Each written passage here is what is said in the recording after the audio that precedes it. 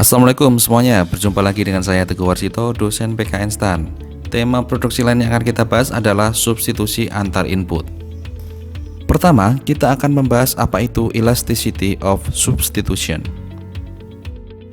Dalam isu Hwan, jika satu input dikurangi, input lain harus ditambah. Ada substitusi antar input di sini. Ukuran seberapa mudah perusahaan melakukan substitusi antar input agar outputnya konstan dinyatakan dalam elasticity of substitution. Nah, nilai elasticity of substitution ini merupakan perbandingan antara persentase perubahan capital labor ratio dengan persentase perubahan MRTS. Oke, kita tuliskan seperti ini.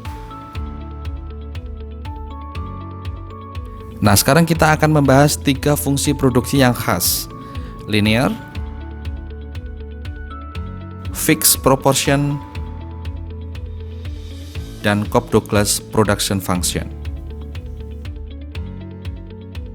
Yang pertama kita bahas adalah linear production function. Nah, fungsi produksi yang linear itu bisa dinyatakan sebagai H sama dengan AL plus BK. H adalah output, L labor, dan K capital. Nah, karakteristiknya adalah isohwannya berbentuk linear. Oke, dan MRTS-nya itu akan selalu di sepanjang isohwan karena kita tahu bahwa MRTS adalah delta K dibagi dengan delta L. Oke, karena berupa garis lurus, delta K per delta L-nya akan selalu tetap. Oke, jadi MRTS-nya selalu sama di sepanjang isohwan. Konsekuensinya apa? Konsekuensinya nilai elasticity of substitution-nya itu sama dengan tak terhingga. Karena apa? Tadi kita sudah membahas bahwa elasticity of substitution itu merupakan perbandingan antara persentase perubahan capital labor ratio dengan persentase perubahan MRTS. Karena MRTS selalu sama, maka persentase perubahan MRTS adalah 0. Sesuatu dibagi dengan 0 tak terhingga. Fungsi produksi ini biasa disebut juga sebagai perfect substitute. Artinya, setiap pengurangan K atau input lain itu akan dikompensasi dengan penambahan L atau input lain yang selalu sama proporsinya. Oke, dan sebaliknya, artinya setiap penambahan K akan dikompensasi dengan pengurangan L yang selalu sama proporsinya.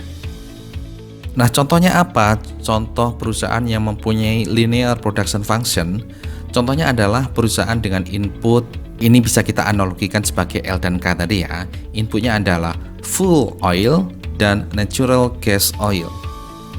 Serta perusahaan penyimpan data dengan input low capacity computer dan high capacity computer. Oke, contohnya seperti gambar di samping. Intinya di sini adalah MRTS-nya akan selalu tetap.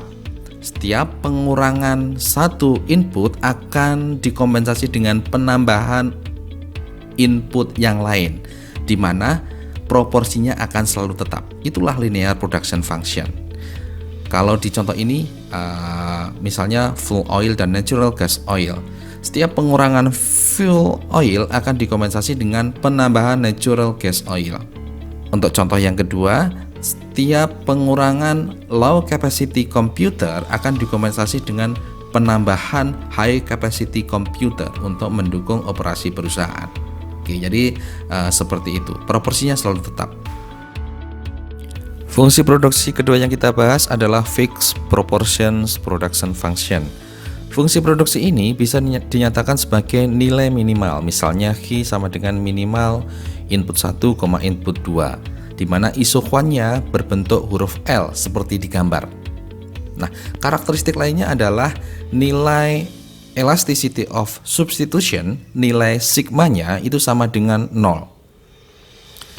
Dari rumus elasticity of substitution, yaitu persentase perubahan K dibagi dengan L, kemudian dibagi persentase perubahan MRTS, fixed proportion production function ini K per L atau capital labor ratio-nya itu akan selalu sama, sehingga perubahannya 0. Konsekuensi lanjutannya adalah elasticity of substitution-nya itu sama dengan 0.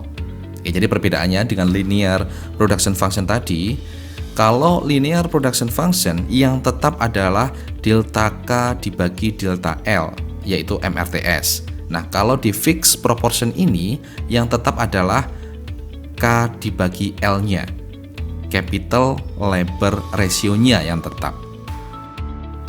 Nah, fungsi produksi ini biasa disebut juga sebagai perfect complement, di mana inputnya harus dikombinasikan dalam proporsi yang tetap. Seperti apa? Contohnya seperti ini. Contohnya adalah perusahaan yang menghasilkan molekul air. Jadi kalau membentuk molekul air harus mengombinasikan 2 atom H selalu digunakan bersama dengan 1 atom O. Jadi persamaan produksinya adalah H sama dengan nilai minimal dari H/2, O. Misalnya O adalah 2 atom.